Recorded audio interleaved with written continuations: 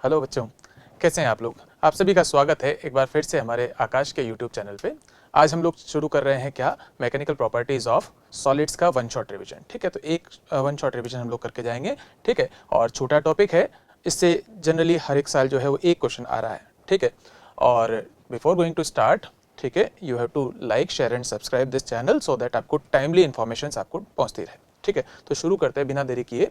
Mechanical properties of solids, mechanical properties of solids. ठीक है, सबसे पहले डिफॉर्मिंग फोर्स के बारे में बात किया है। डिफॉर्मिंग फोर्स क्या होता है? किसी बॉडी को डिफॉर्म करने के लिए जो फोर्स अप्लाई किया है, मतलब ऐसा फोर्स जिसको लगाने पर बॉडी की कॉन्स्टिट्यूएंट पार्टिकल्स में चेंजेस आ सकते हैं, that is called as deforming force. ठीक है, अ फोर्स दैट चेंजेस और tends to change the shape और साइज ऑफ द बॉडी। ठीक है, दूसरा बात होती है क्या, इलास्टिसिटी। जब किसी बॉडी पे हम लोग डिफॉर्मिंग फोर्स लगाते हैं तो बॉडी में क्या है कि इंटरनल रीस्टोरिंग फोर्सेस, मतलब इनबिल्ट कुछ प्रॉपर्टीज होती है बॉडी की कि बॉडी रीस्टोर करना चाहती है, अपनी ओरिजिनल शेप और साइज में वापस आ जाना चाहती है, और इस प्रॉपर्टी को हम लोग क्या बोलते हैं, इलास्टिसिटी। ठीक है, और यही कारण है कि जैसे ही डिफॉर्मिंग फोर्स हटाएंगे, body either it will regain its original shape and size back और it will have some permanent set. ठीक है, बट समहाउ वो थोड़ा बहुत तो क्या है वापस रीगेन करने की कोशिश करेगी। In case the force applied is in elastic limit तो पूरा रिगेन करती है, और इलास्टिक लिमिट से ज़्यादा फोर्स लगा दिया तो कुछ परमानेंट सेट रह जाता है। ठीक है, इलास्टिसिटी की बात करते हैं कि जब डिफॉर्मिंग फोर्स जो है अंडर इलास्टिक लिमिट होगा तो बॉडी जो है as soon as the deforming force is removed the body will regain its original shape and size back, and this property of body is called elasticity. ठीक है, अब इस इलास्टिसिटी प्रॉपर्टी के according bodies को हमने दो पार्ट्स में classify किया, either they are elastic bodies और inelastic, that is the plastic bodies. ठीक है, अगर बॉडी इस प्रकार की है कि जैसे ही डिफॉर्मिंग फोर्स हटाते हैं बॉडी पूरी तरह से अपना शेप और साइज रीगेन कर लेती है, तो इस प्रकार की बॉडीज को हम लोग क्या बोलते हैं, इलास्टिक बॉडीज बोलते हैं। इसी तरह से अगर बॉडी इस प्रकार की है जिसमें कोई टेंडेंसी नहीं है to regain its shape and size back, then they are called as plastic bodies. ठीक है, और इलास्टिक बॉडीज का जो नियरेस्ट अप्रोच है इसको अपन लेते हैं क्या, क्वार्ट्ज। क्वार्ट्ज जो है उसको अपन क्या मानते हैं, it is the nearest approach of perfectly elastic body. Actual में परफेक्टली इलास्टिक बॉडी कोई नहीं होती है, परफेक्टली प्लास्टिक बॉडी भी कुछ भी नहीं होता। ठीक है, the nearest approach of elastic body, ठीक है, is quartz fibre. Similarly nearest approach to the plastic body is putty and clay etcetera. ठीक है, आगे बढ़ते हैं बच्चों। बात आ रही है स्ट्रेस की। तो अभी हमने बात किया कि जब किसी बॉडी पे डिफॉर्मिंग फोर्स लगाएंगे तो बॉडी की कांस्टेंट पार्टिकल्स में चेंजेस आ जाएंगे, उनकी इंटर डिस्टेंस चेंज हो जाएगी। ठीक है, और इंटर डिस्टेंस चेंज होने के साथ ही बॉडी के अंदर एक इंटरनल फोर्स जनरेट हो जाता है जो बॉडी को वापस अपनी शेप और साइज में लाना चाहता है। इस इंटरनल रिस्टोरिंग फोर्स को जो कि पर यूनिट एरिया पे प्रोड्यूस हुआ है उसे अपन क्या बोलते हैं, स्ट्रेस बोलते हैं। स्ट्रेस मतलब restoring force per unit area. ठीक है, ऐसा यूनिट की बात करेंगे तो जो प्रेशर की यूनिट है वही स्ट्रेस की यूनिट आएगी। ठीक है, फोर्स अपॉन एरिया मतलब न्यूटन पर मीटर स्क्वायर या पास्कल। ठीक है, न्यूमेरिकली अगर बात करें कि न्यूमेरिकली वैल्यू कैसे है, तो जो डिफॉर्मिंग फोर्स लगाओगे वो ही रिस्टोरिंग फोर्स की वैल्यू रहेगी, but it should be certain कि the force applied is under the elastic limit. ठीक है, टिल द पॉइंट की force applied under elastic limit है, क्या होगा, the stress produce is equals to F internal over A, F internal over A, and that is exactly equals to the F restoring over A। ठीक है, तो ये stress का formula हो गया। स्ट्रेस मतलब F by A, F restoring बोल लो या F इंटरनल बोल लो, जब तक फोर्स जो है वो इलास्टिक लिमिट में है। आगे बढ़ते हैं, टाइप्स ऑफ स्ट्रेस की बात करते हैं, कितने प्रकार के स्ट्रेस होते हैं। तो एक स्ट्रेस हो गया लॉन्गिट्यूडनल स्ट्रेस, एक वॉल्यूमेट्रिक स्ट्रेस, और तीसरा शेयर स्ट्रेस। ठीक है, क्या क्या चीजें होती है ये, पहले बात करते हैं किसका, लॉन्गिट्यूडनल स्ट्रेस का। लॉन्गिट्यूडनल स्ट्रेस,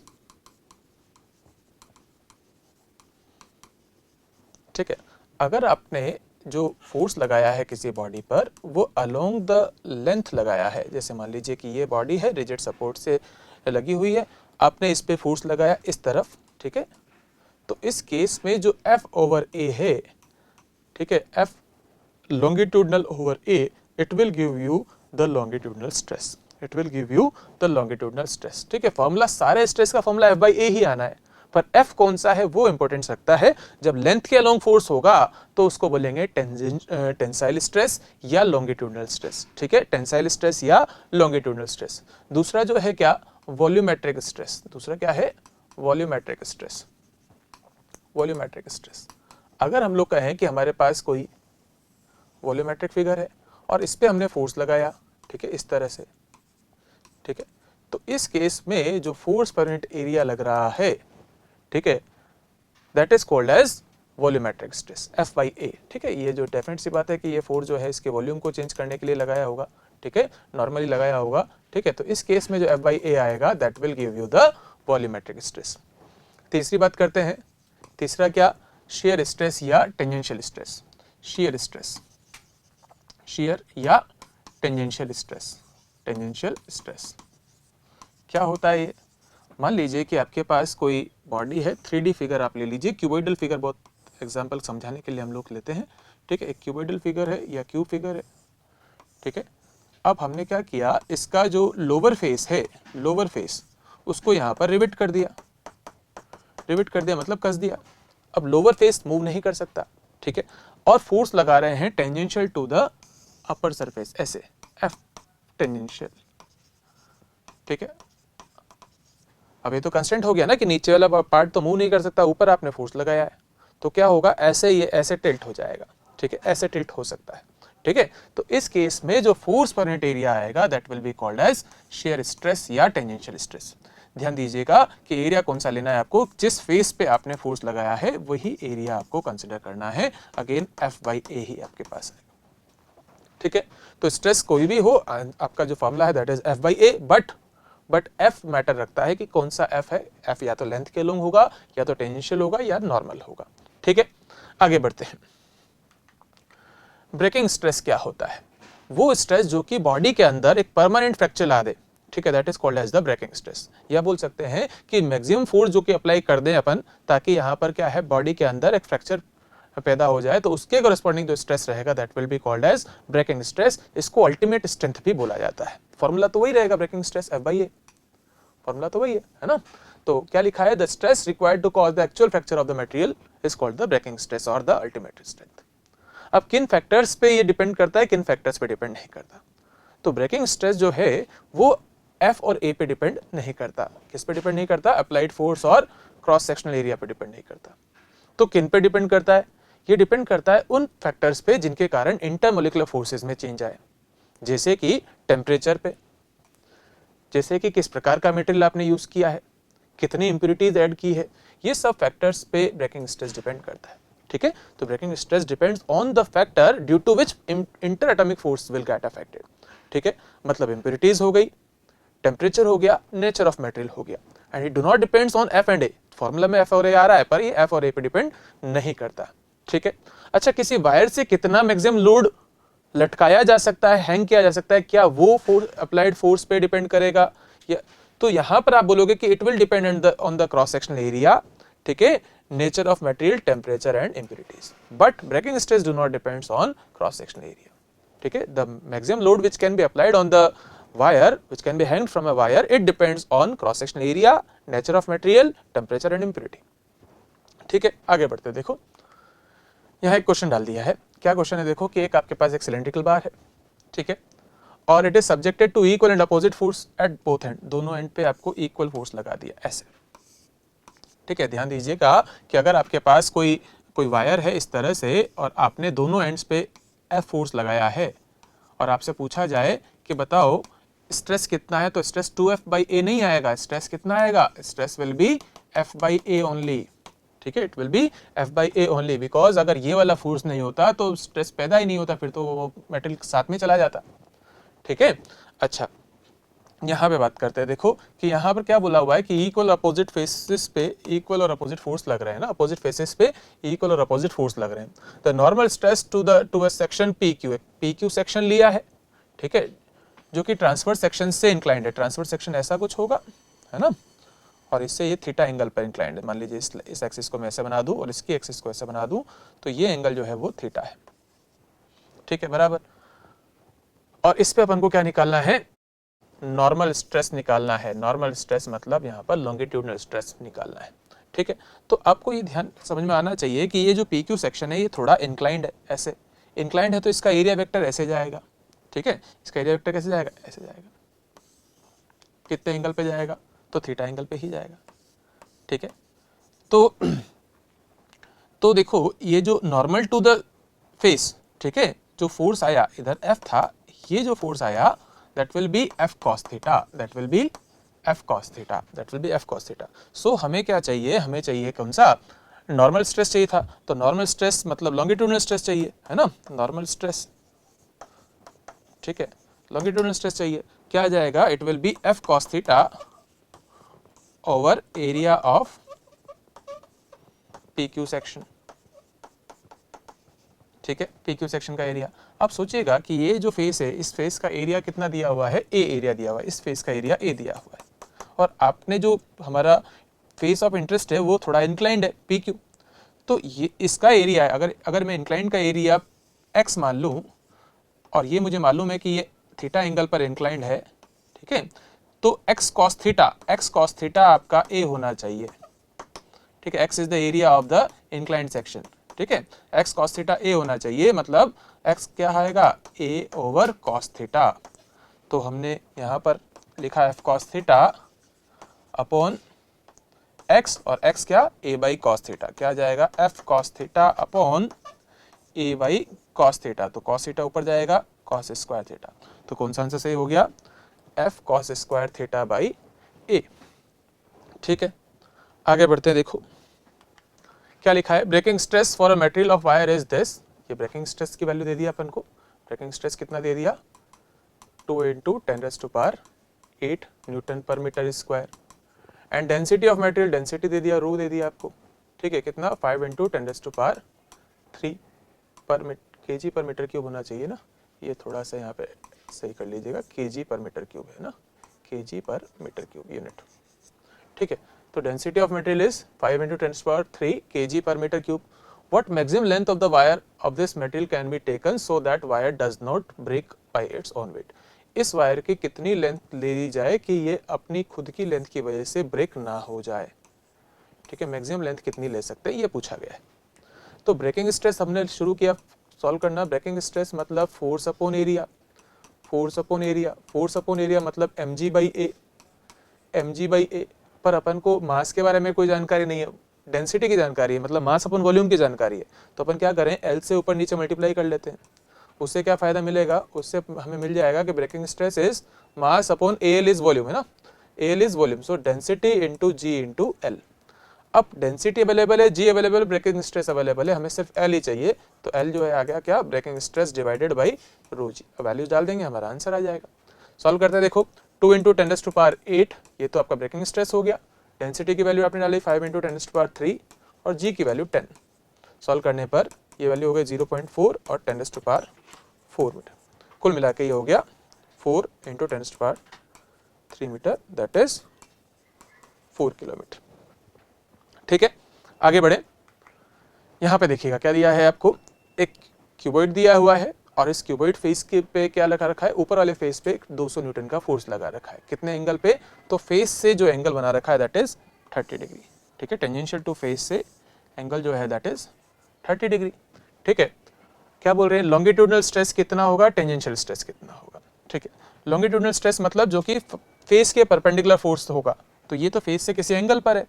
ठीक है, अगर अपन इसको रिजॉल्व करें इस फोर्स को, तो दो कंपोनेंट आएंगे, एक कंपोनेंट इधर कितना आ जाएगा, it will B f sin theta, that is 200 sin 30, कितना आ जाएगा, ये आ जाएगा 200 × 1/2, दैट इज 100 न्यूटन. और एक अलोंग द अपर फेस कितना आ जाएगा, f cos theta, that is f tangential, है ना, दैट इज f पैरेलल या f tangential, this was f perpendicular normal to area. ठीक है, दैट इज f 200 और cos 30, cos 30 मतलब √3/2, तो कितना आ गया, 100√3 न्यूटन आ गया. ठीक है, अब जब अपन को बात करनी हो लॉन्गिट्यूडनल स्ट्रेस की, लॉन्गिट्यूडनल स्ट्रेस, तो हमें लिखना चाहिए F normal to the surface, ठीक है, that is F normal to the area vector divided by normal to area, sorry, और डिवाइडेड बाई A, तो कितना आ जाएगा, 100 बाई एरिया क्या लोगे, इस फेस का एरिया लेना है अपन को, इस फेस का एरिया क्या आ जाएगा, 5/4, कितना आ जाएगा, 5/4, तो कितना हो गया ये 5/4 मतलब 20, 100/20 दैट इज 5. ठीक है, ये 5 न्यूटन पर मीटर स्क्वायर आ जाएगा. और अगर अपन बात करें किसकी, टेंजेंशियल स्ट्रेस की, तो टेंजेंशियल स्ट्रेस क्या आएगा, टेंजेंशियल स्ट्रेस, तो it will be F tangential या F parallel divided by A. F parallel कितना निकाला था हमने, F cos theta, that was 100√3, तो 100√3 डिवाइडेड बाई ए कितना, अगेन 5/4, ठीक है, कितना हो गया ये 5√3 न्यूटन पर मीटर स्क्वायर आ जाएगा, ठीक है। आगे बढ़ते देखो, स्ट्रेन, स्ट्रेन क्या होता है, तो स्ट्रेन का मतलब होता है क्या कि change in dimension of body over original dimension, ठीक है। अगर किसी बॉडी को अपन ने डिफॉर्मिंग फोर्स पर लगाया, अगर deforming force along the length है तो वो लेंथ को चेंज करेगा, ठीक है। अगर अलोंग द नॉर्मल साइड है तो वॉल्यूम को चेंज करेगा, ठीक है। टेंजेंशियल साइड है तो एंगल बदलेगा, ठीक है। तो क्या कह रहे हैं देखो कि what is strain, strain is just the ratio of change in dimension of the body to the original dimension, ठीक है। जैसे सपोज कीजिए कि अगर लेंथ के अलोंग लग रहा है तो change in length upon original length, अगर वॉल्यूम के अलोंग लग रहा है तो change in volume upon original volume, ठीक है। तो स्ट्रेन जो है वो change in dimension upon original dimension. अगर आपके पास न्यूमरेटर डिनोमिनेटर सेम तरह की फिजिकल क्वांटिटी है तो ये जो क्वांटिटी होगी स्ट्रेन वो यूनिटलेस एंड डायमेंशनलेस क्वांटिटी है, ठीक है। तो क्या बोल सकते हैं, it is a unitless and dimensionless quantity. कितने प्रकार के स्ट्रेन होते हैं, तो जैसे अपन ने बात किया था स्ट्रेस की कि एक तो लॉन्गिट्यूडनल स्ट्रेस था, अभी लॉन्गिट्यूडनल स्ट्रेन की बात कर लेंगे। दूसरा अपन ने वॉल्यूम स्ट्रेस बोला था, यहाँ वॉल्यूमेट्रिक स्ट्रेन की बात कर लेंगे। तीसरा अपन ने टेंजेंशियल स्ट्रेस बोला था, यहाँ पर shear strain, that is again the tangential strain, ठीक है। तो एक एक करके बात करते हैं। देखो लॉन्गिट्यूडनल स्ट्रेन क्या होता है, लॉन्गिट्यूडनल स्ट्रेन, मान लीजिए कि आपने एक वायर है आपके पास, ठीक है, उस वायर पे आपने फोर्स लगाया अलोंग द लेंथ, और अलोंग द लेंथ फोर्स लगाने की वजह से वो वायर जो है वो थोड़ा सा उसकी लेंथ में इंक्रीमेंट आपको देखने को मिला, because you have applied the force along the length, ठीक है। So in that case what is the change in length and what was the original length, this ratio delta L over L it will give you the longitudinal strain, ठीक है। Volume strain की बात करें, volume strain क्या बोलेंगे आप, आपको बोलना चाहिए कि देखो जब अपन के पास एक वॉल्यूमेट्रिक फिगर थी, जैसे कोई स्फेयर, और उसको अपन ने जो है कुछ फोर्स लगाया उसके ऊपर in order to change its volume, in order to compress it, so what is the decrease in volume, ठीक है, that is delta V over the original volume, it will give you the volume strain. Similarly, if we talk about the shear strain that is nothing but the tangential strain, shear या tangential strain क्या होगा, तो again अपन ये बोलेंगे कि हमने जो cube figure लिया था, ठीक है, उस क्यूबॉइडल फिगर पे हमने फोर्स लगाया, किधर फोर्स लगाया, tangential to the surface force लगाया, और इस टेंजेंशियल फोर्स की वजह से क्या हुआ, इस टेंजेंशियल फोर्स की वजह से जो है आपने देखा कि यहाँ पर फेस जो है ये ऐसे एक्सटेंड कर गया, ऐसे, ठीक है। तो what is the angle created over here, that is let's say phi, ठीक है। तो this is the change in या displacement in the parallel sides and this is the distance between the parallel faces. So what is tangential strain, it is the shift in relative shift in the parallel faces divided by the distance between the parallel faces, ठीक है। तो strain का मतलब क्या है, strain मतलब ratio of change in dimension of body to original dimension, ठीक है। यूनिटलेस एंड डायमेंशनलेस क्वांटिटी कितने प्रकार की है, तो लॉन्गिट्यूडनल हो गया, वॉल्यूमेट्रिक हो गया और शेयर स्ट्रेन हो गया, ठीक है। लॉन्गिट्यूडनल की बात करेंगे तो डेल्टा एल ओवर एल, जबकि फोर्स कैसा होगा, अलोंग द लेंथ होगा, ठीक है। वॉल्यूमेट्रिक की बात करोगे तो delta V over V, force कैसा रहेगा, कंप्रेसिव फोर्स लगाया हमने। तीसरा हमने टेंजेंशियल फोर्स लगाया किसी क्यूबॉइड वगैरह के ऊपर, ठीक है, जिसका नीचे वाला फेस जो है वो अपन ने क्या कर रखा है, रिवेट कर रखा है, ठीक है। इस केस में the shift, relative shift in the parallel side divided by the distance between the two parallel sides, ठीक है, that will give you the shear strain and that is nothing but the tan phi मतलब delta L over L, it will give you the shear strain, ठीक है।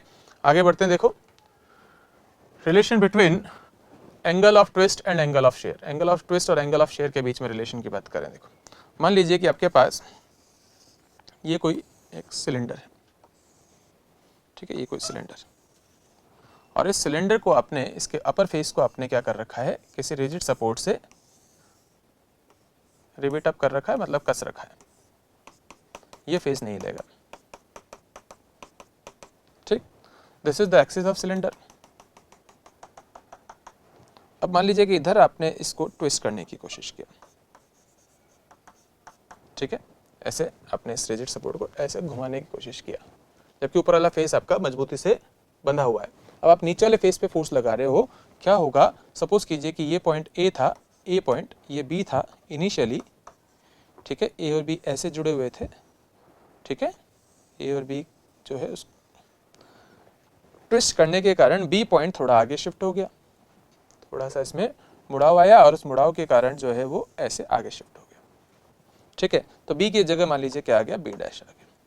अगर इसे अपन centre से मिला है तो सेंटर से पहले जो एंगल बन रहा है, ठीक है, this is the radius R, R is the radius of the cylinder and L is the length of the cylinder, ठीक है। तो ये जो एंगल बन रहा है दैट इज फाई और ये जो एंगल बन रहा है दैट इज थीटा, ठीक है। तो क्या बोला है देखो, L is the length of cylinder, R is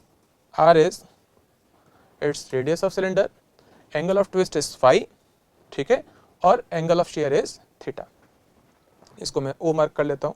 तो क्या आपको इस triangle O B B dash और triangle A B B dash में arc B B dash common नहीं दिख रही, ठीक है। In O B B dash and A B B dash arc B B dash बराबर आर्क बी बी डैश, और arc क्या होता है, theta is equal to arc upon radius, तो आर्क बराबर थीटा इंटू रेडियस, तो थीटा इंटू रेडियस करेंगे तो यहां तो आ जाएगा 5 टाइम्स ऑफ आर और इधर आ जाएगा कितना, एल टाइम्स ऑफ थीटा, ठीक है। L is the length, length कितना लिया है, एल, एल कैपिटल लिखा हुआ है, ठीक है। और यहां से आप जो है जो आपको आवश्यकता है, ठीक है, जैसे मान लीजिए आपको 5 चाहिए तो एल थीटा ओवर आर आप कर देंगे, ठीक है, एल थीटा बराबर आर फाई आ जाएगा, ठीक। इसके बेसिस पे क्वेश्चन है, देखो क्या क्वेश्चन दिया हुआ है कि a wire of length 5 metre is twisted through 30 degree at its free end, ठीक है। तो फ्री एंड पे मतलब फाई आपको दे दिया है कितना, 30 degree. If the radius of wire is 1 mm, radius of wire is 1 mm मतलब 10⁻³ metre. The shearing strain in the wire is, shearing strain आपको चाहिए, ठीक है, शेयरिंग स्ट्रेन चाहिए मतलब थीटा चाहिए, ठीक है, और length of the wire is 5। तो अपन ने पढ़ा था कि आर फाई बराबर एल थीटा, तो थीटा बराबर क्या आ गया, आर फाई बाई एल, ठीक है, आर फाई बाई एल, ठीक है। तो थीटा की वैल्यू, आर की वैल्यू कितनी है भाई, आर की वैल्यू तो अपने पास है कितना, 10⁻³ फाई की वैल्यू 30 डिग्री, आंसर आपके मिनट्स वगैरह के अंदर आ रहे हैं, चलो डिग्री रखते हैं अभी, डिवाइडेड बाई 5 मीटर ऐसा ही, ठीक है। तो ये वैल्यू आपके पास आ गई 6 × 10⁻³ डिग्री, ठीक है। जाहिर सी बात है यहाँ पर अवेलेबल नहीं है, ठीक है। तो what is 1 degree equals to 60 minute, ठीक है। अभी कुछ मैच होगा क्या, तो 6 × 6 कितना हो गया 36, तो 360 × 10⁻³ मिनट, दैट इज 0.36 मिनट। अभी कुछ मैच हुआ, बिल्कुल ऑप्शन नंबर 2 आपका करेक्ट आंसर यहाँ पर बन जाता है, ठीक है। इस तरह से इसके क्वेश्चन रहेंगे। आगे बढ़ते हैं, देखो हुक्स लॉ, हुक्स ने क्या बोला, हुक्स ने ऐसा बोला कि देखो अगर किसी बॉडी पे आप डिफॉर्मिंग फोर्स लगा रहे हो, डिफॉर्मिंग फोर्स लगाओगे तो जैसे जैसे आप डिफॉर्मिंग फोर्स बढ़ाओगे, मतलब आप स्ट्रेस बढ़ा रहे हो, वैसे वैसे उसमें स्ट्रेन भी आता जाएगा, ठीक है। कब तक आता जाएगा, जब तक एक इलास्टिक लिमिट में आपने फोर्स लगाया, ठीक है। तो क्या स्टेटमेंट है कि under elastic limit the stress is directly proportional to the strain, under elastic limit stress is directly proportional to the strain. अब स्ट्रेस प्रोपोर्शनल टू स्ट्रेन आ गया तो प्रोपोर्शनलिटी साइन रिमूव करेंगे, कांस्टेंट लगाना है, ठीक है। और ये जो कांस्टेंट होगा इसको क्या बोलते हैं, इससे बोलते हैं क्या, modulus of elasticity. The ratio of stress over strain is modulus of elasticity. What is modulus of elasticity, it is the ratio of stress over strain, ठीक है, स्ट्रेस ओवर स्ट्रेन, ठीक है। अब स्ट्रेन तो डायमेंशनलेस क्वांटिटी है, strain आपकी क्या dimensionless quantity, ठीक है। तो मॉड्यूलस ऑफ इलास्टिसिटी की यूनिट वही होगी जो स्ट्रेस की यूनिट होगी, क्योंकि स्ट्रेन तो यूनिटलेस डायमेंशनलेस है, ठीक है। तो मॉड्यूलस ऑफ इलास्टिसिटी की यूनिट और डायमेंशन वही होगी जो स्ट्रेस की यूनिट और डायमेंशन है, ठीक है। अभी यहाँ पर एक कर्व है that is called as stress strain curve, that is called as stress strain curve. क्या बोलता है इसमें कि ये जो कर्व है किसी वायर पे हमने लोड किया, ठीक है, उस पे फोर्स लगाया और उस फोर्स के बेसिस पे उसको डिफॉर्मिंग फोर्स लगाने पर उसमें स्ट्रेन भी पैदा होता गया, ठीक है। तो हम ये देख रहे हैं कि initially with increase in stress, stress बढ़ाने के साथ क्या हो रहा है कि जो स्ट्रेन है वो एक कांस्टेंट स्लोप के साथ एक ग्राफ जा रहा है। एक्चुअल में अगर देखें, ठीक है, तो ये ग्राफ ऐसा कुछ आता है स्ट्रेट ऐसे, ठीक है, ये ग्राफ कैसे जाएगा ऐसे, ठीक है, कब तक जाएगा, ओ से ए तक जाएगा, ठीक है। ए पॉइंट के बाद क्यों नहीं जा रहा, क्योंकि ए पॉइंट जो है वो इलास्टिक लिमिट है, ये क्या है, ओ से ए जो है वो इलास्टिक रीजन है, ठीक है, इलास्टिक रीजन है, ठीक है, या बोल सकते हैं ओ से ए जो है अपन बोल सकते हैं क्या है, ए इज द प्रोपोर्शनल लिमिट, ठीक है, यहाँ तक प्रोपोर्शनल ग्राफ चल रहा है, ठीक है, ओ से ए तक क्या है, ग्राफ प्रोपोर्शनली चल रहा है, ठीक है, stress is proportional to strain that is obeyed, ठीक है, क्योंकि फोर्स अप्लाइड जो है वो अंडर इलास्टिक लिमिट है, ठीक है। इसके बाद भी कुछ हद तक जो है अगर स्ट्रेस को बढ़ाएंगे तो पॉइंट बी तक ग्राफ चला जाएगा। ये जो पॉइंट बी है इसको अपन क्या बोलते हैं, इस पॉइंट को बोलते हैं इलास्टिक लिमिट, इलास्टिक लिमिट, ठीक है, या इसी को अपन बोलते हैं क्या, यील्ड पॉइंट, ठीक है, यील्ड पॉइंट। मतलब beyond this point B if stress is increase then strain will also increase but not proportionally and the wire will have some permanent set,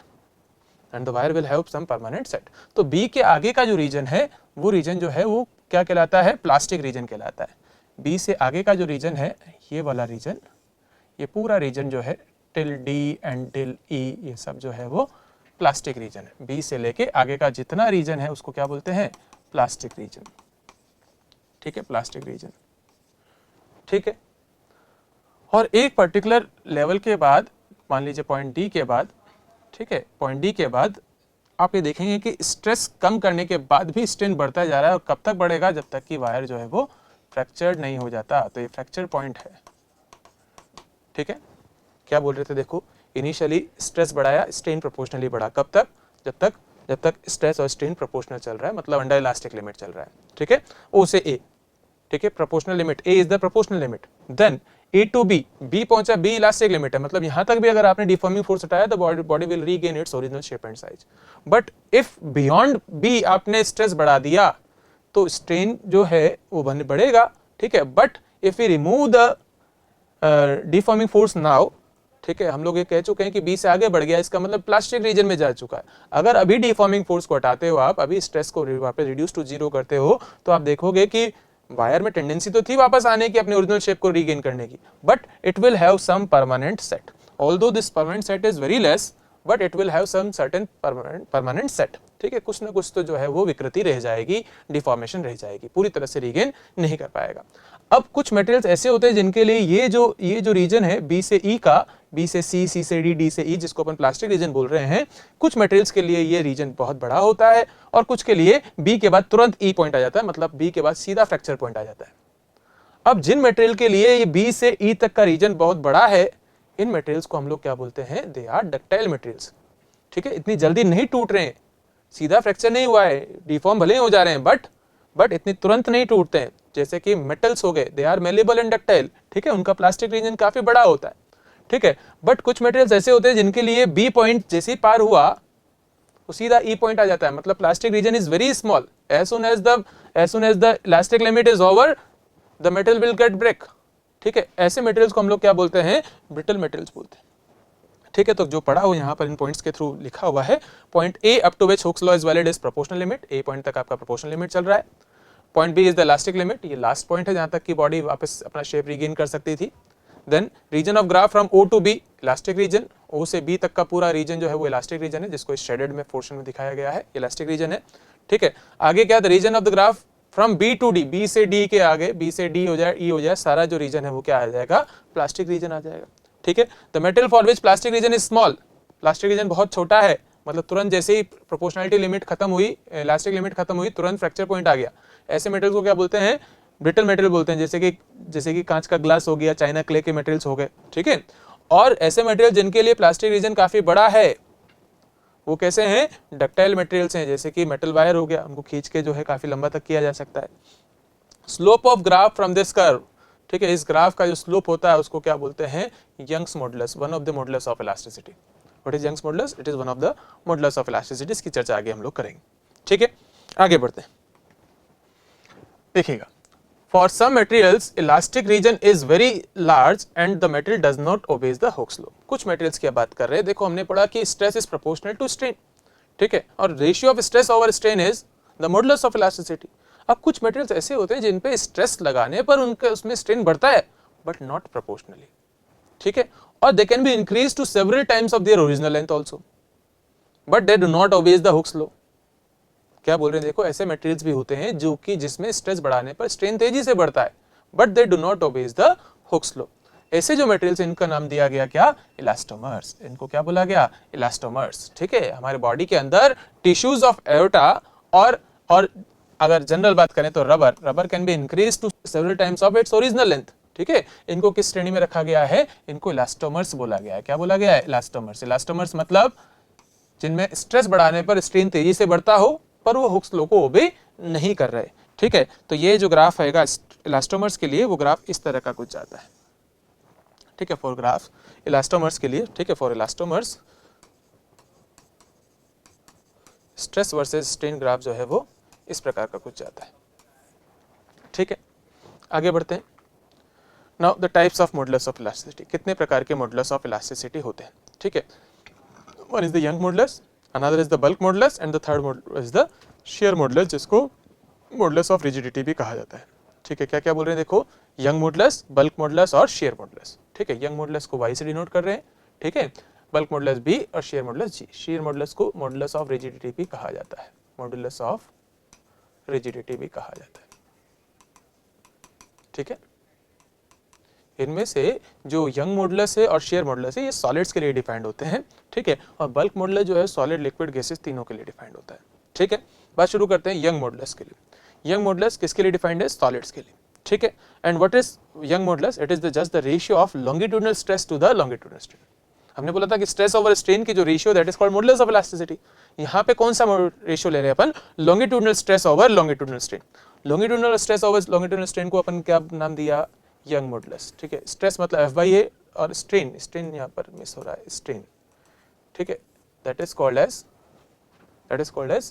young modulus, ठीक है। F/A divided by delta L over L, ठीक है। तो solve करने पर क्या जाएगा, Y is F/A divided by delta L over L, ठीक है। तो इसको ऐसा लिख सकते हो आप, FL over A delta L, this is Young modulus of elasticity. Unit की बात करेंगे तो आपको कहना चाहिए कि जो स्ट्रेस की यूनिट है वही यंग मॉडुलस की, क्योंकि मॉडुलस ऑफ इलास्टिसिटी की यूनिट ही स्ट्रेस की यूनिट ही है, ठीक है। Because strain is not having units and also the dimension, ठीक है। यूनिटलेस डायमेंशनलेस हो गया स्ट्रेन, तो इसलिए स्ट्रेस की जो यूनिट बनेगी वही वाई की unit. It is defined only for solids.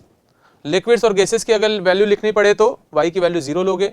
Ideal solid है, आइडियल रिजिड बॉडी है, आइडियल रिजिड बॉडी के अंदर कोई डिफॉर्मेशन नहीं होगा तो स्ट्रेन पैदा नहीं होगा।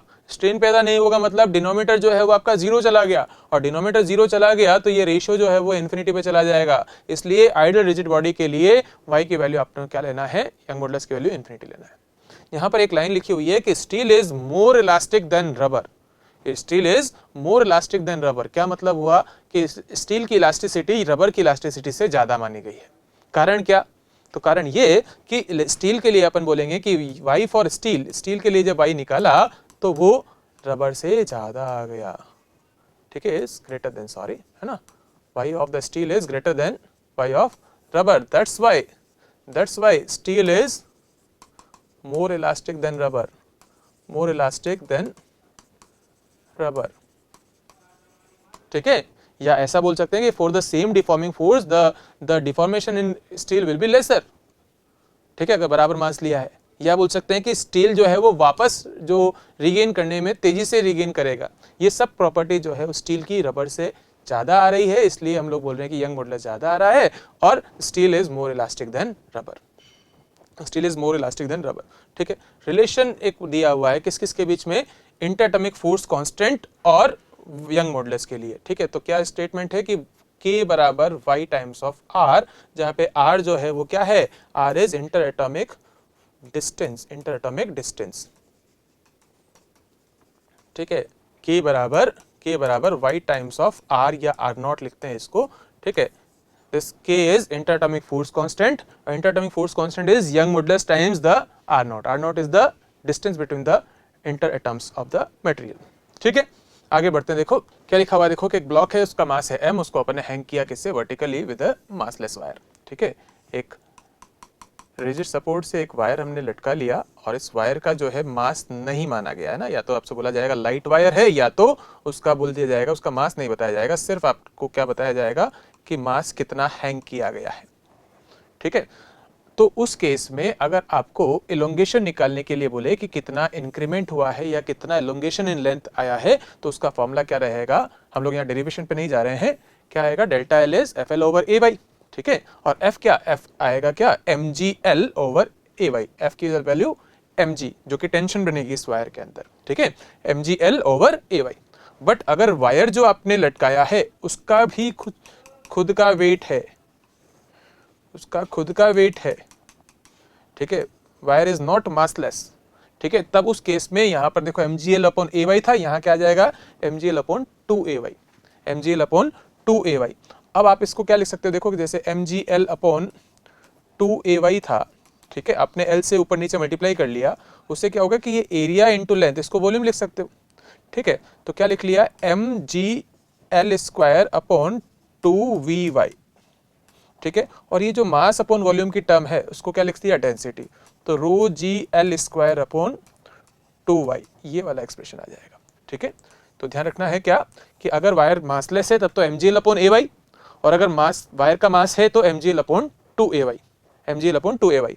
ठीक है, और अगर मान लीजिए कि आपको एक वायर दे जिसका खुद का मास भी और उसके साथ एक्सटर्नल मास भी लटकाया हुआ है, तो उस केस में दोनों ही यूज होंगे। Total length elongation will be some length will be increased because of the external load and some due to its own weight।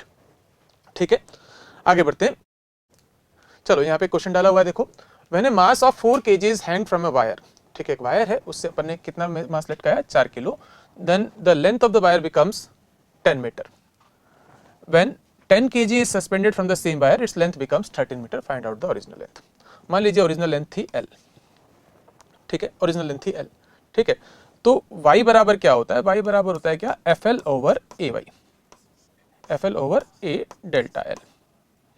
ठीक है, F L over A delta L. ठीक है, अब क्या लिखेंगे इसको, इसको क्या लिखेंगे, F L over A delta L, क्या, डेल्टा एल का मतलब हो गया final length minus original length. Final length जो है वो दो केसेज हैं आपके, ठीक है, दो केसेज हैं, एक में तो कितनी हो गई है, 10 मीटर हो गई है, एक में 13 मीटर हो गई है। ठीक है, तो फाइनल लेंथ को अगर मैं कुछ x लिख लूँ तो x माइनस एल, ऐसा कुछ आपको लिखना है। ठीक है, अब शुरू करते हैं। क्या लिखा हुआ है कि वायर से 4 किलो का मास लटकाया तो उसकी लेंथ हो गई 10 मीटर, और 10 किलो लटकाया तब लेंथ हो गई 13 मीटर। ओरिजिनल लेंथ क्या है, तो वायर सेम है, इसलिए हम लोग ये कह सकते हैं कि यंग मॉडुलस तो बराबर ही आने वाला है। यंग मॉडुलस बराबर आने वाला है। पहले केस में मास कितना लटकाया है, 4 kg, तो 4g इंटू एल अपॉन ए, और फाइनल लेंथ कितनी हुई, 10 मीटर, तो 10 माइनस एल। राइट साइड पे y2 कितना लिखोगे, y2 लिखोगे क्या, 10 kg सस्पेंड किया तो 10g हो गया यहाँ पर। ठीक है, l अपॉन ए, और 10 माइनस एल की जगह की बार फाइनल लेंथ कितनी थी, 13, तो 13 minus L, this is the delta L. अब इसे सिंप्लीफाई कर लेंगे to get the original length L. ठीक है, ओरिजिनल लेंथ एल निकालने के लिए अपन इसको सिंप्लीफाई कर लेंगे। ठीक है, तो सिंप्लीफाई करेंगे तो g से g कैंसिल हो गया, l से l कैंसिल हो गया, a से a कैंसिल हो गया। सॉल्व करो, 4 इंटू 13 माइनस एल बराबर 10 इंटू 10 माइनस एल। ठीक है, 4 into 13 that is 52 minus 4l is equals to 100 minus 10l। ठीक है, तो ये माइनस 10l इधर आया तो 6l हो गया। ठीक है, और इधर गया तो ये 48 हो गया। तो l की वैल्यू क्या हो गई, 48 ओवर 6 दैट इज 8 मीटर। तो ऑप्शन अवेलेबल है क्या, 8 मीटर। बिल्कुल, आपका ऑप्शन सेकंड ऑप्शन करेक्ट हो गया। ठीक है, सेकंड ऑप्शन करेक्ट हो गया। थीम क्या रखी अपन ने बोला कि वायर चेंज हुआ नहीं, इसलिए यंग मॉडुलस तो बदलेगा नहीं। ठीक, आगे बढ़ते हैं। अच्छा, एक क्वेश्चन फिर से लिखा है कि 2 wires P and Q are made of same material. फिर से मटेरियल सेम हो गया। ठीक है, मटेरियल सेम हो गया तो इनका Y सेम हो जाएगा। ठीक है, एंड हैव सेम वॉल्यूम। क्या क्या सेम है बेटा, Y सेम हो गया, वॉल्यूम सेम हो गया। आगे, the length of P is 3 times that of Q। Length of P is 3 times length of Q, ऐसा दिया हुआ है। If they are stretched by same force, तो फोर्स भी सेम हो गया। ठीक है। Then find out the ratio of increment in their length. तो क्या फॉर्मूला था, डेल्टा एल, डेल्टा एल क्या, डेल्टा एल क्या, F L over A Y, ठीक है। Same material, the length of the, they are स्टेड बाय सेम फोर्स, ठीक है, F L over A Y, ठीक है। अब एफ क्या लिखोगे आप, एफ को लिखोगे, एफ तो आपका सेम दिया हुआ है ना, एफ तो सेम दिया हुआ है। अब क्या करें अपन, इसको देखो, एफ नीचे अपन ने क्या किया, एल से नीचे मल्टीप्लाई कर लिया और एल से ऊपर मल्टीप्लाई कर लिया, तो ऊपर एल से मल्टीप्लाई करेंगे तो एल स्क्वायर हो जाएगा। अभी आप क्या करोगे, देखो कि ये ए इंटू एल, ये हो गया वॉल्यूम, ठीक है, तो F L square upon V Y हो गया। तो फाइनली हम लोग ये कह सकते हैं कि एफ वी और वाई ये तो सेम है दोनों मेटल के, ठीक है, तो एफ वी और वाई सेम हो गया, तो डेल्टा एल किस पे डिपेंड कर गया, delta L depends on L square now, और डेल्टा एल एल स्क्वायर पे डिपेंड कर गया, तो delta L of P over delta L of Q कितना आ जाएगा, it will be L of P over L of Q का square, and it is provided कि L of P, length of P is 3 times length of Q, तो 3L over L Q का square करेंगे तो ये ratio तो 9:1 आने वाला है। तो ऑप्शन नंबर 4 यहाँ पर आपका करेक्ट हो जाता है, ठीक है। आगे बढ़िए, देखें, देखो आगे क्या लिखा है, a wire of length L, area of cross section A and weight W is subjected to force 2W, if Y is the Young modulus then total extension. क्या लिखा हुआ है, देखो कि आपके पास एक वायर है, ठीक है, ये वायर मान लीजिए, ये वायर हो गया, ठीक है, उसकी लेंथ है L, उसकी लेंथ है L, तो ये लेंथ L कर लिया हमने, ठीक है।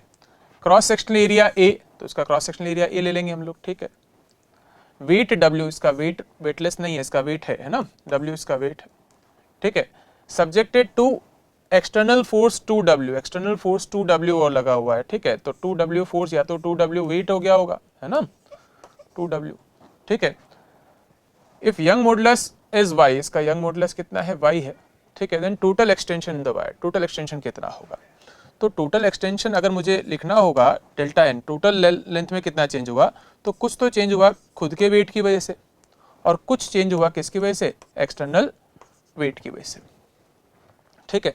अब खुद के वेट की वजह से तो क्या लिखते हैं, mg को तो अपन ने W बोल रखा है यहाँ पर, है ना, वेट नॉट मास, ठीक है, तो mgl ओवर खुद के वेट की वजह से तो 2ay, ठीक है, और एक्सटर्नल लोड लगाया उसकी वजह से, तो एक्सटर्नल लोड की वजह से क्या आएगा, mgl ओवर ay, तो mg तो हो गया 2w l ओवर ay, ठीक है। एलसीएम लीजिए, एलसीएम लेंगे तो क्या आ जाएगा, 2ay इज द एलसीएम, ये 2 इधर मल्टीप्लाई होगा तो 4wl और 1wl दैट इज 5wl, क्या आ गया, 5wl over 2ay, option number 2 यहाँ पे करेक्ट, ठीक है। क्या कह रहे थे, देखो कि अगर सिर्फ वेट, वायर का वेट लेना होता, सिर्फ वायर की वेट की वजह से, तब तो ये, सिर्फ एक्सटर्नल लोड की वजह से तो ये, तो यहाँ पर तो वायर के वेट की वजह से भी एक्सटेंशन है और एक्सटर्नल लोड लगाया उस वजह से भी एक्सटेंशन है, तो टोटल एक्सटेंशन जो रहेगा वो delta L1 because of its own weight plus delta L2 that is because of the external force, ठीक है। दोनों को मिला के अपन ने क्या निकाल लिया, टोटल एक्सटेंशन निकाल लिया, ठीक है। आगे बढ़ते हैं, देखो अगला जो आ रहा है आपके पास वो आ रहा है क्या, बल्क मॉडुलस ऑफ इलास्टिसिटी, ठीक है। हमने यंग मॉडुलस पढ़ा, यंग मॉडुलस किसके लिए डिफाइंड था, सॉलिड्स के लिए डिफाइंड था, ठीक है। क्या फॉर्मूला था, longitudinal stress over longitudinal strain. यहाँ क्या बोलेंगे कि अंडर इलास्टिक लिमिट, कोई भी जो मॉडुलस ऑफ इलास्टिसिटी है वो अंडर इलास्टिक लिमिट ही डिफाइंड है, कि under elastic limit what is bulk modulus equals to, bulk modulus is just the ratio of normal stress to the volume strain, normal stress to the volume strain, ठीक है। तो stress तो आ गया आपके पास F/A, ठीक है। नॉर्मल स्ट्रेस कौन सा, जो अपन ने पढ़ा था जिसमें वॉल्यूम कम हो रहा था, है ना, हमने फोर्स लगाया इस तरह से कि वॉल्यूम की जो है, वॉल्यूम में क्या आ गई, कमी आ गई, ठीक है, डेल्टा V वॉल्यूम में कमी आ गई, ठीक है। तो normal stress F/A divided by volume strain that is delta V over V, और यहाँ नेगेटिव साइन क्या दिखा रहा है कि यहाँ पर वॉल्यूम जो है वो डिक्रीज हुआ है, ठीक है। अब F/A को तो यहाँ पे क्या लिख लिया, डेल्टा P प्रेशर वेरिएशन, ठीक है, और divided by delta V over V, ठीक है। तो इस फॉर्मूले के थ्रू हम लोग जो है बल्क मॉडुलस लिखते हैं, ठीक है। यूनिट की बात करें तो स्ट्रेस की यूनिट वही होती है जो मॉडुलस ऑफ इलास्टिसिटी की, या बोल सकते हैं मॉडुलस ऑफ इलास्टिसिटी की यूनिट चाहिए तो स्ट्रेस की यूनिट लिख दो। स्ट्रेस की यूनिट क्या लिखी थी अपन ने, न्यूटन पर मीटर स्क्वायर या पास्कल, तो दैट इज न्यूटन पर मीटर स्क्वायर या पास्कल, ठीक है। बल्क मॉडुलस जो है वो सॉलिड, लिक्विड और गैसेस तीनों के लिए डिफाइंड था। अगर बात करेंगे यंग मॉडुलस की या शेयर मॉडुलस की, then they are defined only for solids, but bulk modulus is defined for solid, liquid and gases, ठीक है। And bulk modulus for solids is greater than bulk modulus for liquids and it is greater than bulk modulus for gases, ठीक है। ये values आपको याद रखना है, ठीक है। जाहिर सी बात है कि for the same amount of force applied, stress applied, ठीक है, the denominator factor will be lesser in solids, that's why वो वैल्यू जो है बल्क मॉडुलस की ज्यादा आएगी, ठीक है। It is just the fraction of delta P over delta V over V. तो मैग्नीट्यूड पे अगर जाएंगे तो सॉलिड्स के केस में वॉल्यूम चेंज कम होगा, डिनोमिनेटर कम होगा, तो बी की वैल्यू ज्यादा होगी compare to liquids and then compare to gases, ठीक है। आइडियल रिजिड बॉडी है, आइडियल रिजिड बॉडी है तो वॉल्यूम चेंज होगा नहीं, वॉल्यूम चेंज होगा नहीं तो डिनोमिनेटर फैक्टर आपका जीरो हो गया, डिनोमिनेटर फैक्टर जीरो हो गया तो बी की वैल्यू इन्फिनिटी चली जाएगी। तो आइडियल रिजिड बॉडी के लिए बी की वैल्यू क्या होती है, इन्फिनिटी होती है, ठीक है। इसके अलावा बी का जो हमारे पास फॉर्मूला था कि B is minus of delta P over delta V by V, ठीक है। और एक हम लोग थर्मोडायनेमिक्स में एक टर्म पूछते हैं कि slope of PV graph, that is DP over DV, ठीक है। वो आइसोथर्मल के लिए आती है माइनस पी बाई वी। ये बात अगर ये किसके लिए आती है, आइसोथर्मल के लिए, ठीक है, आइसोथर्मल के लिए। तो अगर डीपी बाई वी की जगह पे अपन क्या लिख दें, माइनस पी बाई वी लिखें, ठीक है, तो क्या आ जाएगा, आइसोथर्मल प्रोसेस के लिए बी की वैल्यू कितनी आ जाएगी, पी के बराबर आ जाएगी, ठीक है। सेम थिंग अगर अपन एडियाबेटिक के लिए बोलेंगे तो वहां पर डीपी बाई वी की वैल्यू जो है वो minus of gamma times of P by V आती है, ठीक है, इसलिए बी की value gamma times of P आएगी। अगर बात करें आइसोबैरिक तो वहां तो प्रेशर वेरिएशन होगा ही नहीं, तो डेल्टा पी जीरो है, ठीक है, delta P zero, DP over dB की वैल्यू अपन को डीपी जीरो होने से डीपी ओवर डीबी की वैल्यू रिप्लेस करने की आवश्यकता नहीं है, जीरो रखना है, ठीक है। तो आइसोबैरिक के लिए आपके पास क्या आ गया, बी जीरो आ गया। आइसोकोरिक की बात करें तो आइसोकोरिक में क्या होगा, वॉल्यूम चेंज नहीं होगा, ठीक है, कांस्टेंट वॉल्यूम वाला प्रोसेस, तो डेल्टा वी जीरो हो गया तो ये वैल्यू जो है वापस कहां चली गई, इन्फिनिटी चलेगी। अगर आपको क्वेश्चन के अंदर बल्क मॉडुलस का रेसिप्रोकल पूछा है तो बल्क मॉडुलस के रेसिप्रोकल को हम लोग क्या बोलते हैं, कंप्रेसिबिलिटी बोलते हैं, ठीक है। बल्क मॉडुलस के रेसिप्रोकल को क्या बोलते हैं, कंप्रेसिबिलिटी, डिनोटेड बाय के, ठीक है। What is K, K is 1 upon the bulk modulus, 1 upon B, K is nothing but 1 upon B, ठीक है। आगे बढ़ते हैं। Then the next is the modulus of rigidity या shear modulus of elasticity, ठीक है। जब फोर्स जो रहेगा वो टेंजेंशियल टू सरफेस रहेगा, मतलब जो स्ट्रेस बन रहा है वो टेंजेंशियल स्ट्रेस बन रहा है, under the elastic limit what is the ratio of the shear stress to the shear strain, it will give you the modulus of rigidity denoted by G, and it is equals to F tangential over A divided by 5, F tangential over A divided by 5, ठीक है। तो F tangential मतलब F parallel, ठीक है, F parallel divided by A, और del phi का मतलब आपने पढ़ रखा है, देखो ये आपको हमने करा रखा है कि ये मान लीजिए आपके पास कोई बॉडी है, 3D बॉडी है, इसका मैं सिर्फ 2D डायग्राम बना रहा हूँ। अगर आपने टेंजेंशियल टू फेस फोर्स लगाया ऐसे, ठीक है, इस फोर्स की वजह से ये जो फेस है वो थोड़ा सा ऐसे टिल्ट हो जाएगा, ठीक है, ऐसे टिल्ट हो जाएगा, ठीक है। तो यहाँ पर कुछ एंगल फॉर्म हो रहा है, that is phi, this phi is delta L over L, this phi is delta L over L, ठीक है। तो ये वैल्यू तो यहाँ रिप्लेस कर दिया, और F parallel over A. Angle of shear is always taken in radian, ये आपको याद रखना है बेटा, it should B taken in radian. Again shear modulus जो है वो भी यंग मॉडुलस की तरह जो है सॉलिड्स के लिए डिफाइंड है, ओनली फॉर सॉलिड्स। सॉलिड्स के लिए कौन कौन सा है, यंग मॉडुलस और शियर मॉडुलस। बल्क मॉडुलस किसके लिए, सॉलिड, लिक्विड और गैसेस तीनों के लिए डिफाइंड है। यहाँ पर अगर लिक्विड्स और गैसेस के लिए पूछते हैं तो जी की वैल्यू जीरो, ठीक है, जी की value zero. Ideal rigid body है, आइडियल रिजिड बॉडी है तो उस केस में स्ट्रेन आएगा ही नहीं, स्ट्रेन आएगा नहीं तो वैल्यू कहां चली जाएगी, इन्फिनिटी पे चली जाएगी, ठीक है। आगे बढ़ते हैं, देखो अब यहाँ पे कुछ क्वेश्चन डालें, देखो क्या लिखा है, find the increase in pressure required to decrease the 100 litres of volume of liquid by 0.002% in container, और साथ में आपको बल्क मॉडुलस दे दिया। तो क्या आपको बी की वैल्यू अवेलेबल है, बिल्कुल अवेलेबल है। तो 2100 मेगा पास्कल, मेगा पास्कल मतलब 10⁻6 पास्कल, तो 2100 multiply 10⁻6 pascal, this is the value of P, this is the value of B, ठीक है। Another thing which is required is, आपसे पूछा क्या है, देखो इंक्रीज इन प्रेशर पूछा है, ठीक है, हमें क्या निकालना है, delta P is to be find out, ठीक है। और वॉल्यूम में वेरिएशन क्या लिख रहा है, 0.002%, 0.002% का मतलब हो गया कि डेल्टा वी ओवर वी जो है वो 0.002/100 है। अब आपके पास delta V by V available है और बी भी अवेलेबल है, निकालना क्या है, डेल्टा पी निकालना है। क्या फॉर्मूला था, बी बराबर minus delta P over delta V by V, और अगर सिर्फ आपको मैग्नीट्यूड से इस समय आवश्यकता है तो delta P is B times of delta V by V. ठीक है, वैल्यूज बाकी तो रिप्लेस करनी है, आप रिप्लेस कर देंगे, आंसर आपको मिल जाएगा 2100 multiply 10⁻6 multiplied 0.002 divided by 100, 2 zero से यहाँ पे 10⁻4 हो गया। ठीक है, और अभी इसके 2 जीरो से इसको पीछे शिफ्ट करेंगे तो 21 इंटू 0.2 इंटू 10⁻4 हो गया। ठीक है, तो एक और जीरो हटा लेंगे तो 42 इंटू 10⁻3। ठीक है, दिस इज द वैल्यू। ठीक है, this is the value of variation in P. ठीक है, हम लोग पास्कल लिख सकते हैं। ठीक है, इतना प्रेशर में वेरिएशन देखने को मिलेगा। ठीक है, या इसको किलो पास्कल भी लिख सकते हैं, 42 kPa। ठीक है, आगे बढ़ते हैं, नेक्स्ट क्वेश्चन। फिर क्या लिखा है, the bulk modulus of rubber is this, bulk modulus of rubber is this. ठीक है, फिर से आपको बी दे दिया। ठीक है, बी इज 9 इंटू 10⁸ न्यूटन पर metre square. To what depth a rubber ball be taken in a lake so that its volume be decrease by 0.1%। फिर से सिमिलर क्वेश्चन है कि वॉल्यूम जो है, ये पैटर्न क्वेश्चन है, इस तरह के क्वेश्चन आए हुए हैं। ठीक है, 0.1% जो है वो डिक्रीज हो गया, मतलब डेल्टा वी बाई वी जो है वो कितना है, 0.1/100 है ना, 0.1/100। ठीक है, 0.1/100, 0.1/100। ठीक है, this is what, this is delta P is 0.1/100। Then what is asked, to what depth a rubber ball is taken, कितनी गहराई पे ले जाया जाए कि ये वॉल्यूम चेंज इतना आ जाए, इतना डिक्रीज हुआ है। ठीक है, तो h पूछा है, h कैसे निकलेगा, तो हमारे पास फॉर्मूला जो है वो है minus of delta p over delta v by v, and this is what, decrease in volume तो दे रखा है, तो b की वैल्यू क्या हो गई, rho G H over minus del V over V. सही, तो h की वैल्यू क्या आ जाएगी, h की वैल्यू क्या आ जाएगी, h की वैल्यू आपके पास आ जाएगी v times decrease, fractional decrease in volume divided by रू जी।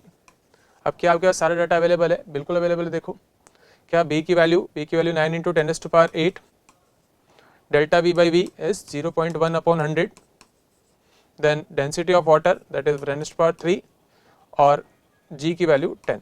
आप इसको सिंप्लीफाई कर लेंगे, आंसर आपको मिल जाएगा। ठीक है, तो ये तो 10 की पावर -1 हो गया। ठीक है, 3 4 5 6, तो 6 पावर्स आपने यहाँ से कैंसिल कर दी तो 10⁻2 बचा, 2 में से एक पावर इससे कैंसिल कर दिया तो 90 मीटर आपका आंसर आ जाएगा। ठीक है, तो आंसर इज 90 मीटर। ठीक है, क्या किया, डेल्टा पी को रिप्लेस किया किससे, गॉस प्रेशर से। Delta P is rho G H is the gauge pressure.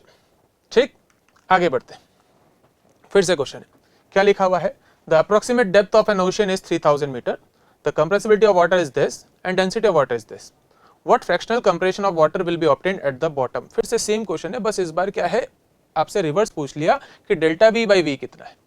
तो आपको मालूम है कि b की वैल्यू क्या होती है, b की वैल्यू होती है minus of delta p over delta v by V.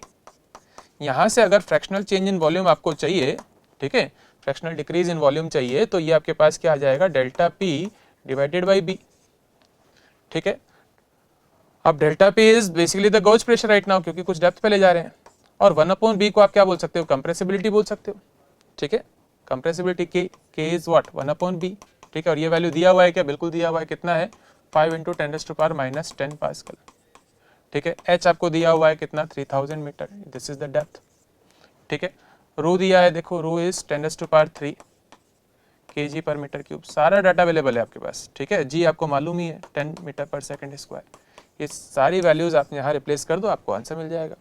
ठीक है, तो 10⁻3 मल्टीप्लाइड 10 मल्टीप्लाइड 3000 इंटू 5 इंटू 10⁻⁻10, इसको सॉल्व कर लेंगे, आपके पास फ्रैक्शनल डिक्रीज आ जाएगा।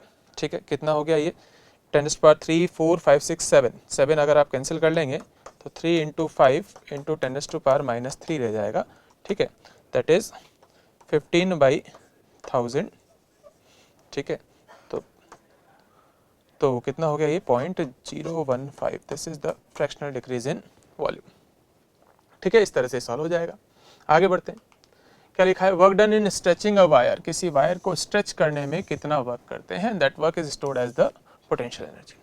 तो इसको इलास्टिक पोटेंशियल एनर्जी बुलाया जाता है ना, elastic potential energy. And what the formula is half into F into delta L. आपके पास एक वायर है, ठीक है, उसका सर्टेन क्रॉस सेक्शन है, उसकी सर्टेन लेंथ है, ठीक है, और आपने उस पर क्या किया, उस पर फोर्स लगाया, ऐसे फोर्स, एफ फोर्स लगाया।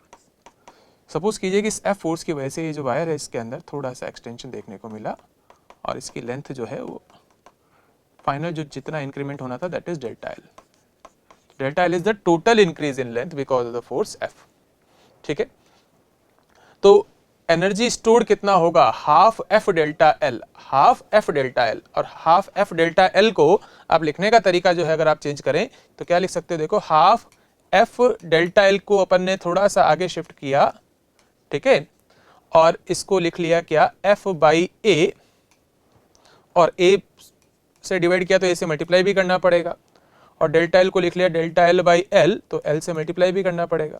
तो क्या आ गया, हाफ एफ बाई ए तो हो गया stress, delta L by L हो गया स्ट्रेन, और वॉल्यूम ए इंटू एल हो गया वॉल्यूम, ठीक है।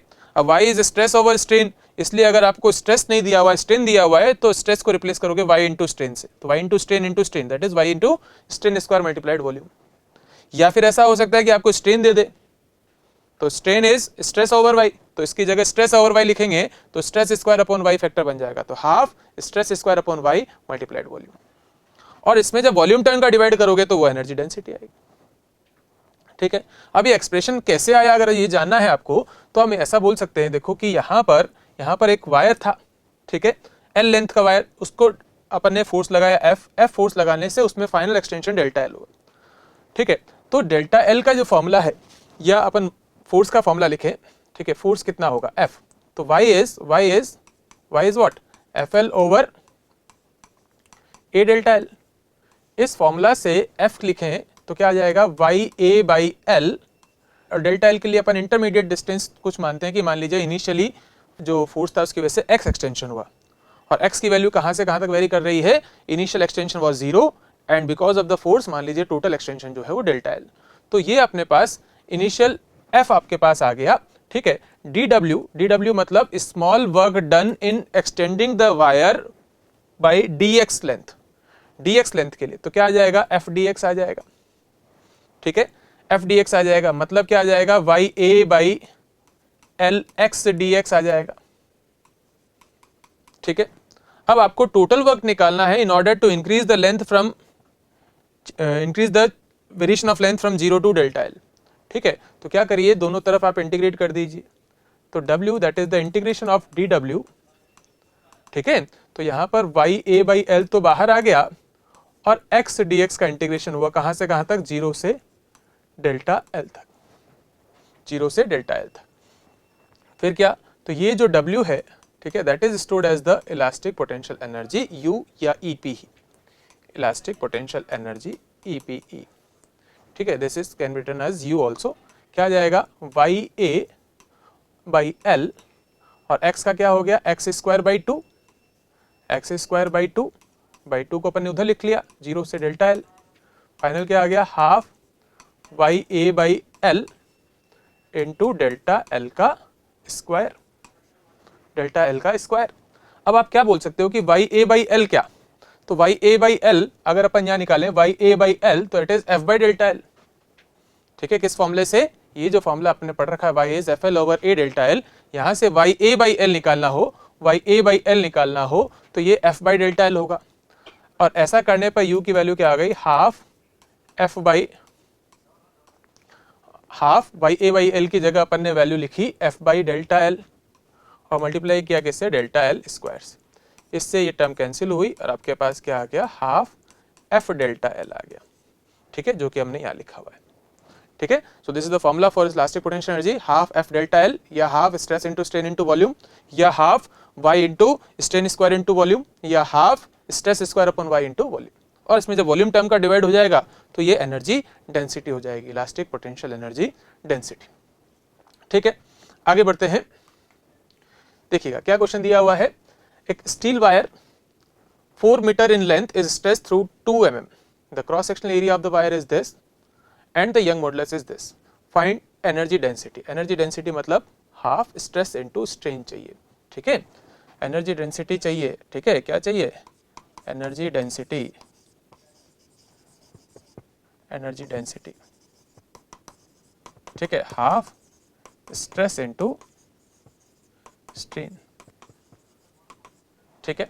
अब आपके पास क्या अवेलेबल है, देखो y आपको दिया हुआ है, ठीक है, y दिया हुआ है, ठीक है, और ये तो L है और ये डेल्टा L है, इसका मतलब स्ट्रेन अवेलेबल है, स्ट्रेस नहीं अवेलेबल है, ठीक है। तो y is stress upon strain, y is stress upon strain, तो स्ट्रेस को रिप्लेस कर दोगे किससे, y इंटू स्ट्रेन से, तो क्या आ गया, half into Y into strain square. जिसको डायरेक्ट याद रह जाए वो ज़्यादा बढ़िया है, ठीक है, अदरवाइज आप ऐसे करके लिख लोगे half Y into strain square. अब हाफ वाई की वैल्यू आप रिप्लेस कीजिए 2 इंटू 10⁻11 और स्ट्रेन स्क्वायर कितना है, स्ट्रेन कितना आया है 2m है, मतलब 2 इंटू 10⁻³ अपॉन 4 और इसका स्क्वायर।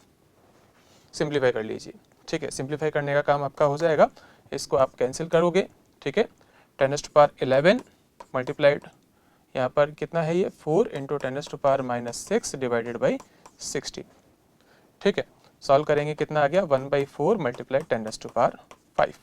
आगे लिखेंगे 0.25 मल्टीप्लाइड 10⁻5, जिसको आप लिख सकते हो क्या 25 इंटू 10⁻3। ये वैल्यू आपके पास क्या आ गई, एनर्जी डेंसिटी की, ठीक है। एनर्जी डेंसिटी मतलब energy stored per unit volume, ठीक है, तो जूल पर मीटर क्यूब आपकी इसकी यूनिट हो जाएगी, ठीक है। Elastic potential energy stored in the wire, अब इलास्टिक पोटेंशियल एनर्जी निकालने के लिए बोल रहे हैं, ठीक है, तो इलास्टिक पोटेंशियल एनर्जी कैसे निकालेंगे अपन, second part, elastic potential energy, elastic potential energy, ठीक है, it is just capital U is small U into volume, और वॉल्यूम का मतलब क्या हो गया, एरिया इनटू लेंथ, ठीक है, small you into A L. अब स्मॉल यू तो ऑलरेडी आपके पास निकल चुका है 25 इंटू 10⁻3 और ए एल की वैल्यू आप डाल दो, एरिया कितना है 2 mm स्क्वायर, तो कितना हो गया 2 into mm square 10⁻6 metre square, और लेंथ कितनी है 4 मीटर। इसको आप सॉल्व कर लीजिए, आपका आंसर आ जाएगा, ठीक है। तो कितना हो गया ये हो गया कितना 25 इंटू 2 दैट इज, या पहले इसको कैंसिल कर लो 10⁻3 से 10⁻6 को कैंसिल किया 10⁻3 रह गया। अभी 4 into 2 that is 8 into 25 that is 200 into 10⁻- that is 0.2 joule, ठीक है, आ गया। आगे बढ़ते हैं, अगला क्वेश्चन क्या दे रखा है देखो, 45 kg बॉय, ठीक है, मास दे रखा है बॉय का, ठीक है, whose leg bones are this centimetre square, इसका एरिया दिया हुआ है और लेंथ दी हुई है लेग्स की 50 centimetre, falls through a height 2 metre without breaking the leg bones. क्या क्या डाटा है पहले अपन लिख लेते हैं। मास जो दिया हुआ है वो है m is equals to 45 kg, ठीक है, then area 5 centimetre square, 5 centimetre square का मतलब हो गया 5 इंटू 10⁻⁻4 मीटर स्क्वायर। आगे क्या दिया है लेंथ L आपको क्या दिया है 50 सेंटीमीटर, 50 सेंटीमीटर का मतलब हो गया 0.5 मीटर, ठीक है। Falls through a height h आपको दे दिया कितना 2 मीटर की हाइट से गिरता है, ठीक है, विदाउट ब्रेकिंग हिज बोन्स, ठीक है। If bones can stand stress दे दिया आपको, स्ट्रेस की वैल्यू कितनी दे दी 0.9 इंटू 10⁸ न्यूटन पर मीटर स्क्वायर।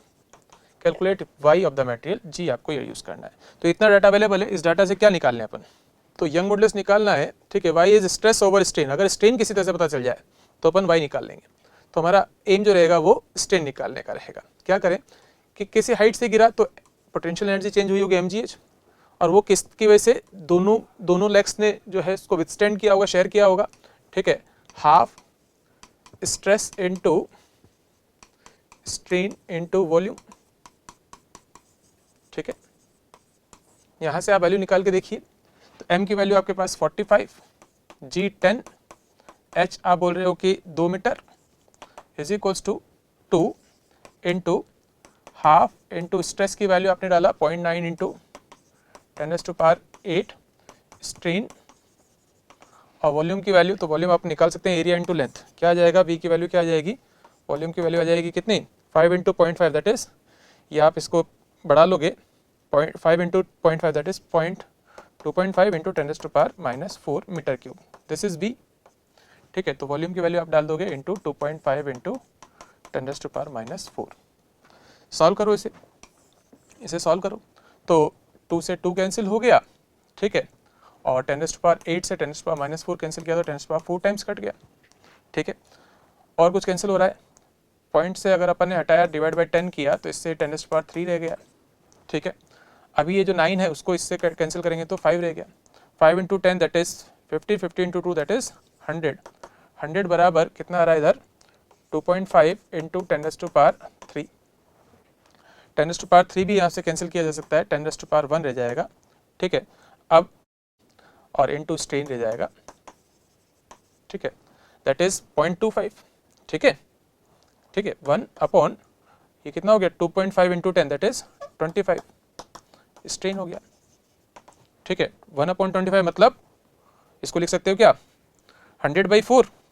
ठीक है, 100 नीचे आ जाएगा 4 ऊपर आ जाएगा तो इसका मतलब है 4/100, 4/100 मतलब हो गया 0.04। स्ट्रेन की वैल्यू आ गई 0.04। अब स्ट्रेन आ गया है, स्ट्रेस आपको गिवन ही है, y की वैल्यू निकालनी है। ठीक है, स्ट्रेस ओवर स्ट्रेन कर लीजिए, आपका आंसर आ जाएगा स्ट्रेस ओवर स्ट्रेन। स्ट्रेस कितना है 0.9 इंटू 10⁸ डिवाइडेड बाई स्ट्रेन की वैल्यू 0.04। आपने सॉल्व किया, आपके पास वैल्यू आई 2.25 इंटू 10⁻, और ये वैल्यू 9 आनी चाहिए। यूनिट तो यूनिट न्यूटन पर मीटर स्क्वायर। ठीक है, आगे बढ़ते हैं। देखो फिर से क्वेश्चन है, देखो क्या लिखा है, दो वायर्स है P और Q सेम मेटल के मतलब वाई सेम हो गया उनका, है ना, उनका वाई सेम हो गया, and R of same length, L भी सेम है, एल भी सेम है। द रेशियो ऑफ रेडियस का रेशियो दिया हुआ है R1/R2 आपको दिया है 1:2। When they are stretched by same force भी सेम दे दिया है। ठीक है, find out ratio of energy stored per unit volume, energy stored per unit volume, Y है आपके पास, फोर्स है, ठीक है, और रेडियस है मतलब एरिया भी आप कर सकते हो। ठीक है, तो energy density, energy stored per unit volume क्या आएगा, हाफ इनटू क्या फॉर्मूला होता है, stress into strain, stress into strain, पर स्ट्रेन तो अवेलेबल है नहीं, stress over strain is Y, Y is stress upon strain. ठीक है, तो स्ट्रेन की वैल्यू क्या हो गई, स्ट्रेस बाई वाई, तो हाफ स्ट्रेस बाई वाई। ठीक है, और स्ट्रेस को क्या लिखोगे आप, स्ट्रेस को लिखोगे F/A, F square by A square by, और ए स्क्वायर का मतलब क्या हो गया पाई आर स्क्वायर का स्क्वायर इनटू वाई।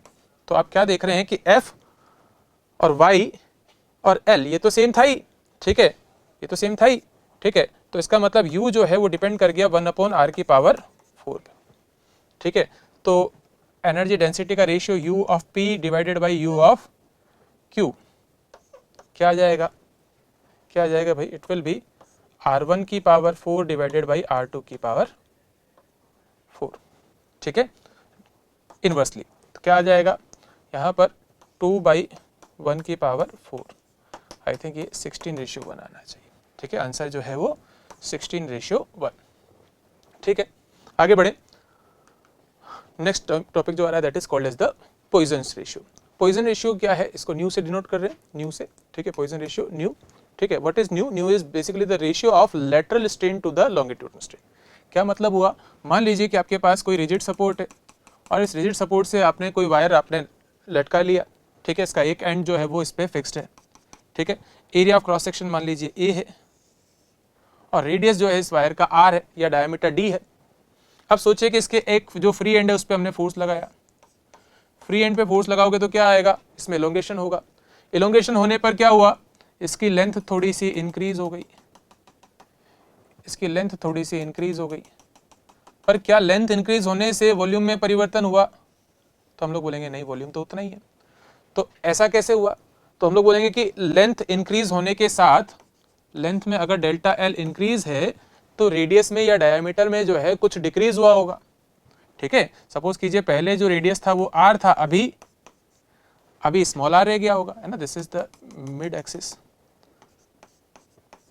ठीक है, तो सम रेडियस इज डिक्रीज्ड ठीक है, it means some area of cross section has been decreased, ठीक है।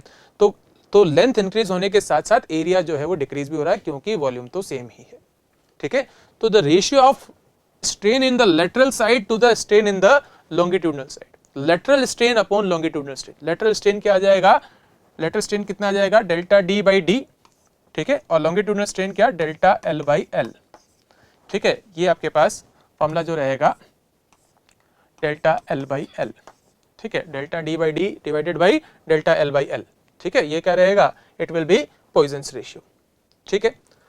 थ्योरेटिकली इसकी वैल्यूज पे ध्यान देंगे तो न्यू की वैल्यू मतलब पॉइजन रेशियो की वैल्यू जो है वो -1 से लेके 0.5 तक वेरी करती है, ठीक है। पर प्रैक्टिकली ये वैल्यू जो है 0 से लेके 0.5 तक। अगर क्वेश्चन में आपसे बोला जाता है कि डेंसिटी ऑफ मटेरियल जो है वो कांस्टेंट है, तो फिर उस केस में जो जनरल वैल्यू जो होती है वो न्यू की जो कि कांस्टेंट वैल्यू होती है दैट इज द 0.5, ठीक है।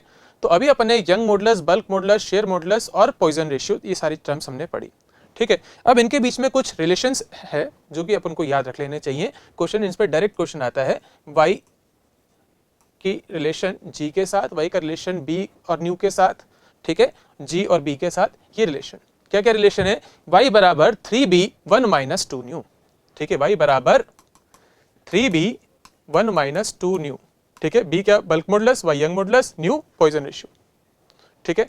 Again y is 2g 1 plus nu, 2g 1 plus nu, 2g 1 plus nu, again y।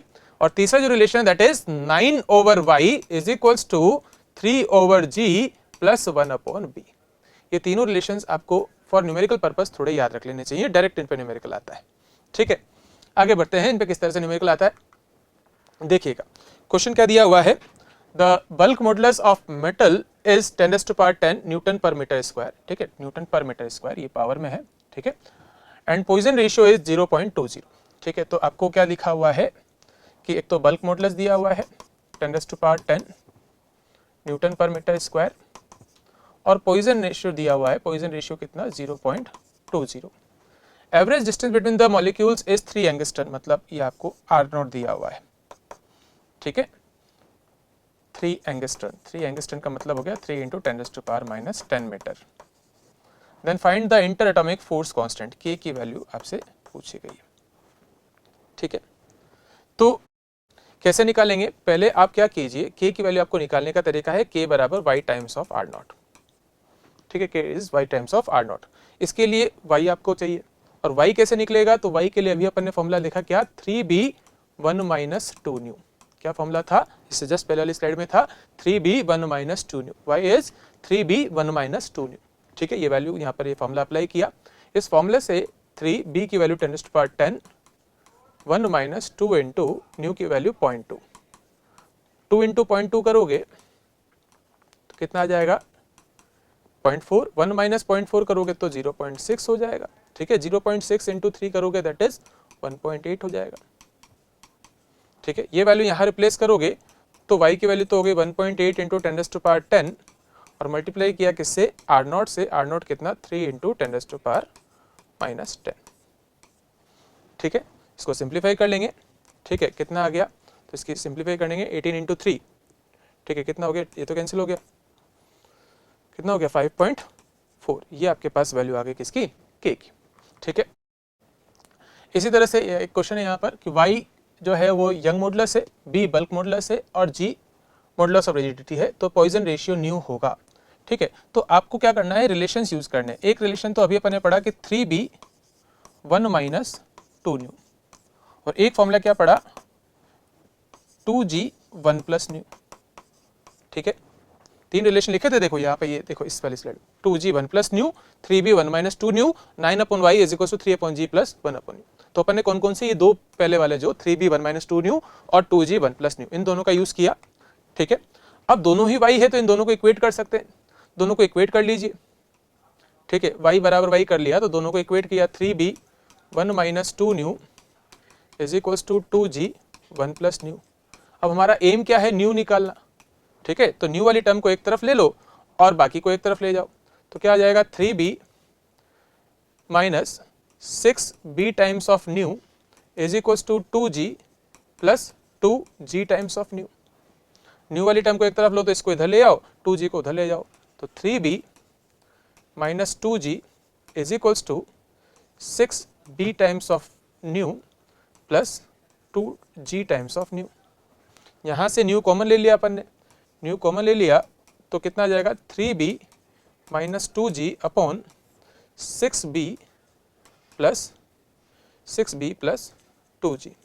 ठीक है, कहाँ पर है 3b minus 2g upon 3b minus 2g किस में आ रहा है भाई, अपॉन 2g प्लस 6b, ये फर्स्ट ऑप्शन आ रहा है, फर्स्ट ऑप्शन आपका करेक्ट है 2g प्लस 6b। ठीक है, तो यहाँ पर ये आपका जो है chapter mechanical properties of solid का वन शॉट रिवीजन यहाँ पर कंप्लीट हो गया है।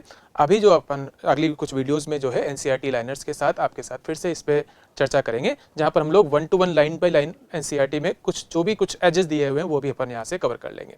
तो till then thank you for the class, have a good day.